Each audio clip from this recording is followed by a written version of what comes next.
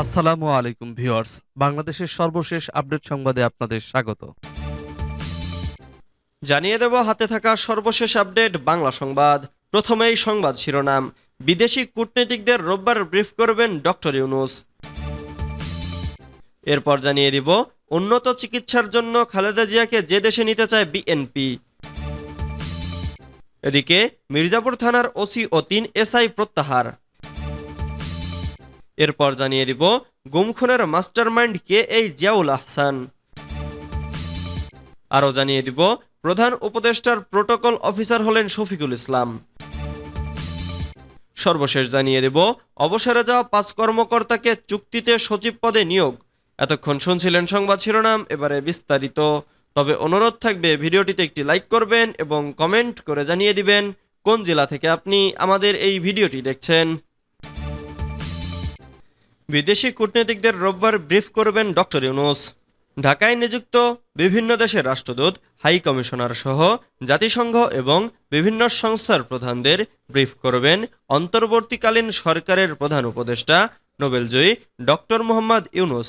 পররাষ্ট্র মন্ত্রণালয় জানায় রোববার ১৮ই আগস্ট সকালে রাজধানীর একটি হোটেলে ব্রিফ করবেন প্রধান উপদেষ্টা। ধারণা করা হচ্ছে ডক্টর মোহাম্মদ ইউনূস বিদেশি কূটনীতিকদের বাংলাদেশের চলমান পরিস্থিতি ও ভবিষ্যৎ কর্মপন্থা সহ অন্তর্বর্তীকালীন সরকারের অবস্থান তুলে ধরবেন। এর আগে শপথ নেওয়ার ৩ দিন পর গত ১২ই আগস্ট ঢাকার বিদেশি কূটনীতিকদের ব্রিফ করেন পররাষ্ট্র উপদেষ্টা তৌহিদ হোসেন। উল্লেখ্য, গত ৮ আগস্ট অন্তর্বর্তীকালীন সরকারের প্রধান উপদেষ্টা হিসেবে দায়িত্ব গ্রহণ করেন নোবেলজয়ী অর্থনীতিবিদ অধ্যাপক ডক্টর মোহাম্মদ ইউনূস। উন্নত চিকিৎসার জন্য খালেদা জিয়াকে যে দেশে নিতে চায় বিএনপি। আওয়ামী লীগ সরকারের পতনের পর পরিবর্তিত রাজনৈতিক পরিস্থিতিতে মুক্ত খালেদা জিয়াকে উন্নত চিকিৎসার জন্য দ্রুতই বিদেশে উন্নত সেন্টারে নিতে চায় বিএনপি ও তার পরিবার। তবে দীর্ঘ ভ্রমণের ধকল সামলানোর অবস্থায় না থাকায় বিএনপি চেয়ারপারসন ও সাবেক এই প্রধানমন্ত্রীকে উন্নত চিকিৎসার জন্য বিদেশে নিতে বিলম্ব হচ্ছে। শারীরিক সামর্থ্যের উন্নতি হলেই এ বিষয়ে চূড়ান্ত সিদ্ধান্ত নেওয়া হবে। দল এবং খালেদা জিয়ার মেডিকেল বোর্ড সূত্রে জানা গেছে, লিভার সিরোসিসে আক্রান্ত খালেদা জিয়ার চিকিৎসায় যুক্তরাষ্ট্রের সবচেয়ে বেশি অগ্রাধিকার দেয়া হলেও শারীরিক সক্ষমতা বিবেচনায় প্রাথমিকভাবে তাকে ঢাকা থেকে স্বল্প দূরত্বের কোনো দেশে নেওয়া হতে পারে। এক্ষেত্রে সিঙ্গাপুর কিংবা ব্যাংকক পছন্দ তাদের। সেখানে শারীরিক অবস্থার উন্নতি সাপেক্ষে বেগম জিয়াকে পরবর্তীতে যুক্তরাষ্ট্রের মাল্টিডিসিপ্লিনারি সেন্টারে নিয়ে যাওয়া হতে পারে। তবে কোনো কিছুই এখনো চূড়ান্ত হয়নি। মির্জাপুর থানার ওসি ও ৩ এসআই প্রত্যাহার। টাঙ্গাইলের মির্জাপুর থানার ভারপ্রাপ্ত কর্মকর্তা ও ৩ উপপরিদর্শককে প্রত্যাহার করা হয়েছে। ৩ এসআইকে ইতোমধ্যে জেলার অন্য থানায় বদলি করা হলেও ওসিকে পুলিশ লাইন্সে সংযুক্ত করা হয়েছে। তাদের বিরুদ্ধে অনিয়ম, দুর্নীতি, গ্রেফতার, বাণিজ্য, স্বজনপ্রীতি ও দলীয়করণের অভিযোগ রয়েছে।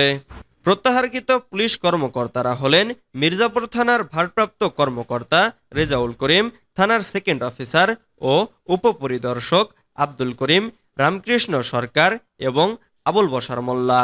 এদের মধ্যে এসআই আব্দুল করিমকে নাগপুর থানায়, রামকৃষ্ণ সরকারকে টাঙ্গাইল সদর থানায় এবং আবুল বশার মোল্লাকে দেলদুয়ার থানায় বদলি করা হয়েছে।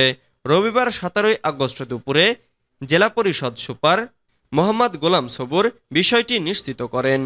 অভিযোগ সূত্রে জানা গেছে, OC Rezaul Karim, second officer SI Abdul Karim, SI Ramakrishna সরকার ও আবুল বশার মোল্লা থানায় যোগদানের পর থেকেই তাদের বিরুদ্ধে দলীয়করণ, গ্রেফতার, বাণিজ্য, স্বজনপ্রীতি ও নানা অনিয়ম দুর্নীতির অভিযোগ ওঠে। এতে ক্ষুব্ধ ছিল থানার সাধারণ মানুষজন ও বিভিন্ন দলের নেতাকর্মীরা। গুমখুনের মাস্টারমাইন্ড কে এই জিয়াউল আহসান। সেনাবাহিনীর চাকরি থেকে অব্যাহতি পাওয়া আলোচিত মেজর জেনারেল জিয়াউল আহসানকে গ্রেফতার করেছে পুলিশ। ঢাকা কলেজের সামনে ছাত্র ও হকার নিহতের মামলায় ইন্ধনদাতা হিসেবে ৭ আগস্ট রাতে তাকে গ্রেফতার করা হয়।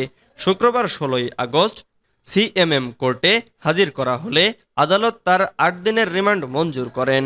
আওয়ামী লীগ সরকারের আমলে নানা ব্যক্তিকে গুম খুনের মাস্টারমাইন্ড হিসেবে দেখা হয় রিজাউল আহসানকে। এছাড়া আয়নাঘরের জনক, ফোন কলে আড়ি পাতা, মানুষের ব্যক্তিগত আলাপ রেকর্ড ছাড়াও হেফাজতের ঘটনায় যৌথ অভিযানে সরাসরি সম্পৃক্ত থাকার অভিযোগও রয়েছে তার বিরুদ্ধে। যদিও গতকাল আদালতে আয়নাঘরের সঙ্গে সম্পৃক্ত থাকার কথা অস্বীকার করেছেন মেজর জেনারেল জিয়াউল আহসান। আদালতের কাঠগড়ায় দাঁড়িয়ে তিনি বলেন, গত ৭ আগস্ট রাতে আমাকে বাসা থেকে ডিজিএফআই এর একটি দল নিয়ে আসে। ৮ দিন ধরে আমি আয়নাঘরে ছিলাম। আমি কোনো গুম খুনের সাথে জড়িত নই। প্রধান উপদেষ্টার প্রোটোকল অফিসার হলেন শফিকুল ইসলাম। অন্তর্বর্তীকালীন সরকারের প্রধান উপদেষ্টা ডক্টর মোহাম্মদ ইউনূসের প্রোটোকল অফিসার ২ পদে নিয়োগ পেয়েছেন শেখ শফিকুল ইসলাম। তাকে চুক্তিতে নিয়োগ দিয়ে শনিবার ১৭ আগস্ট জনপ্রশাসন মন্ত্রণালয় থেকে প্রজ্ঞাপন জারি করা হয়েছে। প্রধান উপদেষ্টার মেয়াদকাল বা তার সন্তুষ্টি সাপেক্ষে যেটি আগে ঘটে, জাতীয় বেতন স্কেল ২০১৫ এর ৬ষ্ঠ গ্রেড ও অন্যান্য সুবিধাদি সহ তিনি এই নিয়োগ পেয়েছেন বলে প্রজ্ঞাপনে জানানো হয়েছে। এতে আরও বলা হয়, এই নিয়োগের অন্যান্য শর্ত অনুমোদিত চুক্তিপত্র দিয়ে নির্ধারিত করা হবে।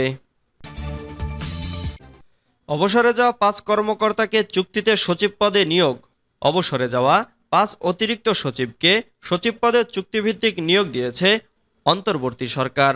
শনিবার ১৭ আগস্ট জনপ্রশাসন মন্ত্রণালয় থেকে এ সংক্রান্ত প্রজ্ঞাপন জারি করা হয়েছে। সচিব পদে চুক্তিভিত্তিক নিয়োগপ্রাপ্তদের মধ্যে ডক্টর শেখ আব্দুর রশিদকে মাধ্যমিক ও উচ্চশিক্ষা বিভাগে, ডক্টর এহসানুল হককে সড়ক পরিবহন ও সড়ক বিভাগে, ডক্টর মোহাম্মদ আব্দুল মোমেনকে জননিরাপত্তা বিভাগে, ডক্টর নাসিমুল গনিকে রাষ্ট্রপতির কার্যালয়ের জনবিভাগে এবং এম.এ. আকমাল হোসেন আজাদকে রেলপথ মন্ত্রণালয়ে নিয়োগ দেওয়া হয়েছে। প্রজ্ঞাপনে বলা হয়, চুক্তিভিত্তিক নিয়োগের প্রস্তাবিত মেয়াদ যোগদানের তারিখ হতে পরবর্তী ২ বছর। এই নিয়মের অন্যান্য শর্ত অনুমোদিত চুক্তিপত্র দ্বারা নির্ধারিত হবে। জনস্বার্থে এ আদেশ অবিলম্বে কার্যকর হবে। এই ৫ জন সচিব আওয়ামী লীগ সরকারের সময়ে অতিরিক্ত সচিব থেকে অবসরে যান।